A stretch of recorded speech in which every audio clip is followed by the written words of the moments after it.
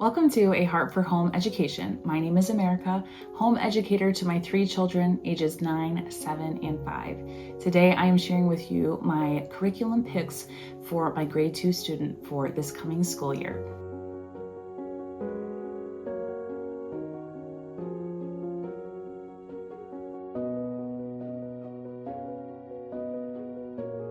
So we are Charlotte Mason and classical homeschoolers, and so you will see that reflected in some of the picks that I have today for our curriculum. However, the primary feast in our education and the primary living ideas come from the spine and the heart of our curriculum, which is the children's tradition. And so I've talked about this in plenty of my videos before, but this is a classical Charlotte Mason curriculum built upon the 1000 Good Books list by John Sr. And so it is a guided approach to reading those 1000 good books and to approaching all of our children's education in the poetic mode of learning, which means children must experience the idea, the thing first before going ahead and analyzing it. So a lot of modern neoclassical curriculums will jump right into analyzing things, like reading a good book with a young child and then analyzing it and picking it apart. Whereas the poetic mode of learning really protects the child in the stage of development that they're in right now by giving them a poetic education, where we encourage them to go out and experience these things first, to touch them, to feel them, or at least to read a good story about them before we pick them apart. And so the analyzing comes in at the later years and not during these protected early years of education. So that's just a brief overview of the children's tradition, but I will be doing a separate video on our family subjects and particularly what my grade 2 student will be doing in the family subjects for next year in a separate video. But this is the most important part of our curriculum, so it would be a shame to not mention it in today's video. So my second grader, my daughter, she is 7 and will be 8 at the beginning of the school year, and she will be combined with her younger sibling for many of the children's tradition readings for next year. So most of our group subjects, she will be joined up with her younger brother, who is headed into his first year of school. And so I will jump into what I've picked specifically for my second grader for this coming year now. Let's get started with math. So for math, we are trying something new. We are doing Generations Math. So this is Math 2, God's Wisdom in Numbers from Generations. This curriculum looks like everything that I want in a curriculum. We haven't used it yet, so I can't really endorse it quite yet. But every box that I have for math curriculum desires seems to be in this curriculum. I'm going to flip around and show you what the inside of this looks like. As you can see, this curriculum is beautiful. If you've watched any of my previous videos, you might know that my daughter is very sensitive to any twaddle type images. She does not like working with books that have silly cartoons in them or pictures that are not attractive. And so this book has very beautiful pictures in it, actual pictures of actual things in God's actual world. So I'm really pleased about that. So that definitely checks a box. And then more importantly, the approach to math. So this math curriculum starts with the concrete and then it points out how math is demonstrated in God's creation first. It uses concrete objects as manipulatives to help with beginning math. And then the concrete objects are then tied to abstract numbers and equations. The abstract math is then reinforced with concrete applications in science and economics and real-world examples. The students can make immediate applications of math in the kitchen, garden, business, transportation, and all of life. And then they also note that math intersects with music. And so there's a strong connection between music and math, and so they do include some of that. So this is 150 days of lessons for a 30 to 36 week school year. It has built-in review and repetition, and it's all included in one book. There is no teacher's guide. Everything is in this student workbook.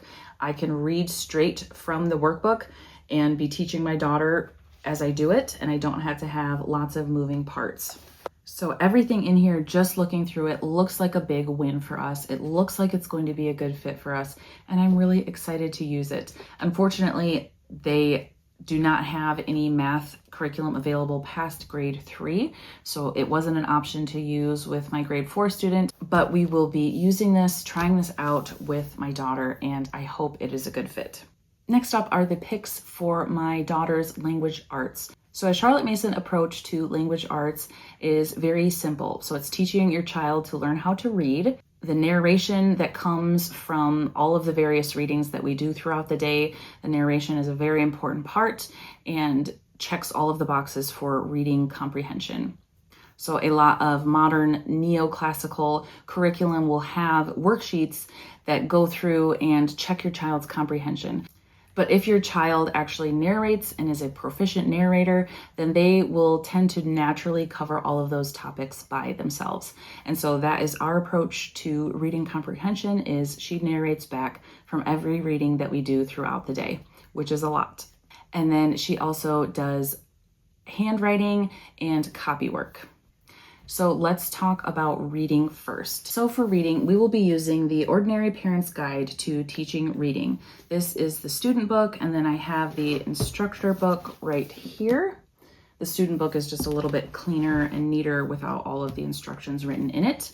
This one has no illustrations, so I don't think my daughter will be able to complain about that because there are no silly illustrations. And these lessons look very quick to me. Based on where we're at, I think she will be starting between lesson 130 and 150. I'm not exactly sure, but this will carry us out and give us the rest of the phonics instructions that I was kind of talking about towards the end of last year. Like I didn't know where to go from where we were. And so this looks like it could be a good fit for us. It looks really simple. And then for actual reading of stories, we are going to do the McGuffey's Second Eclectic Reader and have her read through those. I know she will like the illustrations in here. So this is going to be our approach to the remaining phonics instruction that we have at this level. And she will be reading through this along with whatever other good books she'd like to read through. And then last up for my second grader is handwriting. And so I have this massive, I did not know it was going to be this big. I thought it would be a lot smaller, but it is indeed this big. This is a cursive tracing tablet, and this is for my daughter and my youngest son. And so it comes with these styluses. There's a thicker one and a smaller one, and it has a lowercase side here and an uppercase side here. And so this is how I plan to help her transition from print to cursive, because the children's tradition actually recommends that we use cursive for all of our students' schoolwork, and actually starting out with our very youngest students, their very first year of school, teaching them cursive instead of print, because they can pick up on print a lot easier through their reading lessons. And so you've kind of killed two birds with one stone, and they know how to print and write in cursive. And so I am switching over my daughter to cursive this year, and I intend to use this board to help her make that transition.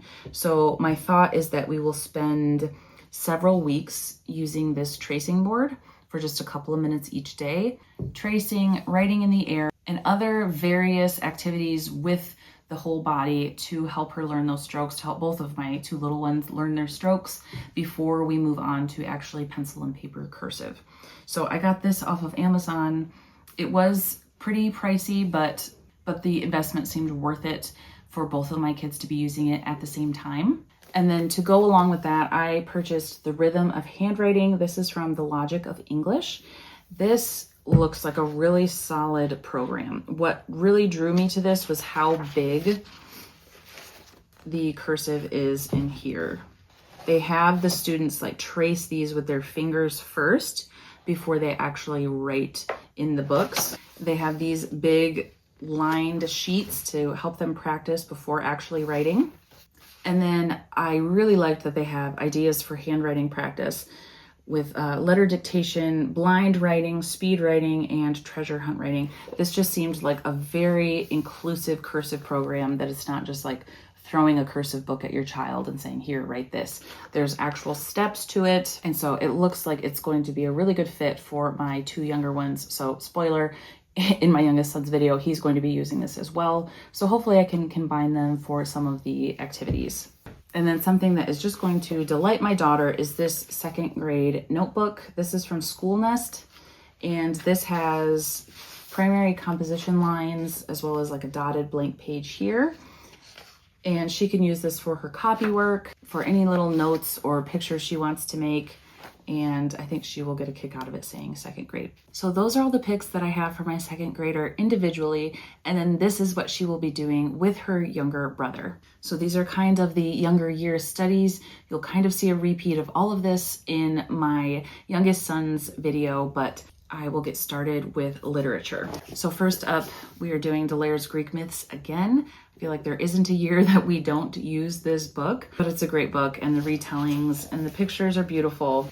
So my older son will be doing his own approach to Greek myths and listening to that on audio, and we will still be reading through the picture version Delaire's Greek Myths with my younger two. And then for literature, I am mainly using the children's tradition, and I'm kind of combining years 1 and 2 because we've done some of the year 1 readings and we've also done some of the year 2 readings. So I'm just kind of combining the 2 years, and my younger two will hear these stories. And I'm guessing my oldest son will also hear some of these stories depending on what time of day we are reading these. So first up is the Winnie the Pooh and House at Pooh Corner. My oldest has heard these, so these will just be with my younger two. And then next up is The Story of Dr. Dolittle and The Voyages of Dr. Dolittle. So both of these will be family read alouds, probably during lunchtime, because my oldest has not heard these. But these are the children's tradition literature picks. And I want to say that all of this might look like a lot, but this is all spread out throughout the entire year, 3 terms. These are not done every week. And really, the children's tradition is quite gentle for the first year. So these are going to be during lunchtime for the whole family. And then some other ones we have are Once on a Time by A.A. Milne, Jackanapes. This is by Juliana Horcia Ewing, illustrated by Ralph Caldecott and Gordon Brown. And then last up is Lulu's Library, and this, I believe, contains 3 volumes. And this is by Louisa May Alcott, so I am excited to read this one. So those are kind of the literature picks for my younger two. And then for our nature lore and nature study, we will be doing our nature study, nature walks as a family. And then my older son will be separating off for his Apology of Science. If you haven't watched that video, you can check out my picks for my grade 4 student. And then this is what my younger two will be doing. So they will still be doing nature lore instead of a full science curriculum. And we are doing the Burgess Bird Book by Thornton Burgess. This is the beautiful Living Book Press edition that has colored plates in the book. And to go along with that, we are going to be using Learning About Birds by Simply Charlotte Mason. And so I also need to pick up Blackie the Crow, but this one just kind of breaks down how to use the Burgess Bird Book and some helpful tips and study tips that will help us to make the most out of this book and this curriculum. And along with that, we will be brush drawing, painting, or drawing whatever bird we are reading about that week. So that's what we will be doing for science with my younger two. And then for geography for my younger two, I am going with Geography by the Alveary. So this is the year 1 geography. You can purchase this a la carte on the Alveary's website, which I will link below. I love that they have a la carte options because I didn't necessarily want to subscribe for the entire year of the Alveary, but they had several studies that I was interested in, and I did end up going with Geography by the Alveary. Now, this one did not change from what it was last year.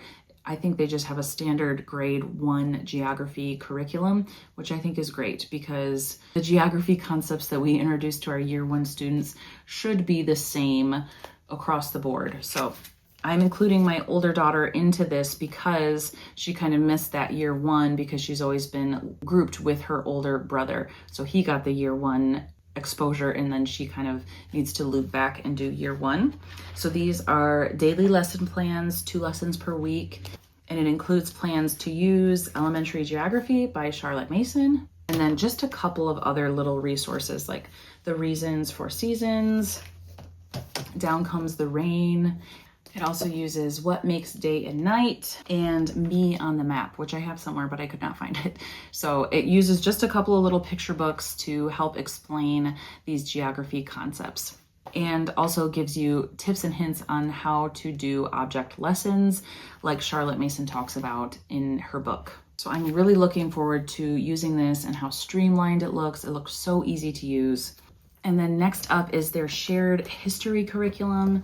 So both of my younger two will be reading an assortment of Delaire's history biographies. So things like Wings for Pear, Pocahontas, Benjamin Franklin, Abraham Lincoln, Columbus, and Leif the Lucky. I've already read all of these with my oldest son, so it's time to kind of loop back and use all of these with my younger two. And so those are all of the resources that I'm using for my grade 2 student. Please let me know, what are you using with your second grader? Are you using anything that I'm using, any of the same resources? Stay tuned for my upcoming videos to see what we are using as a family, to see what my youngest student is using. And if you haven't yet, please check out what I'm using for my grade 4 student. Thank you so much for watching, and I will see you in the next one.